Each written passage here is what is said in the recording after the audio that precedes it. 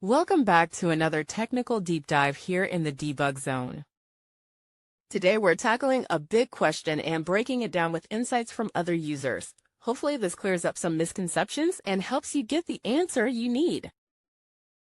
So buckle up, stay a little curious, and let's jump right in.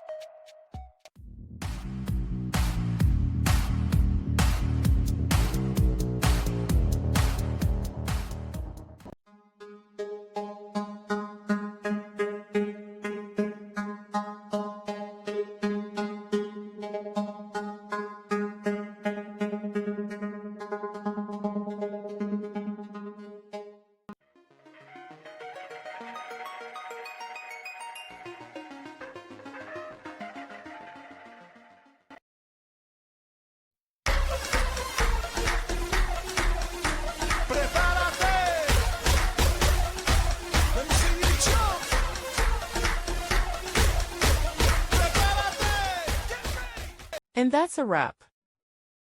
I hope you found the answer you were looking for. If you did, take a second to hit that subscribe button. It really helps out. And let me know in the comments which solution worked best for you. See you next time in the debug zone.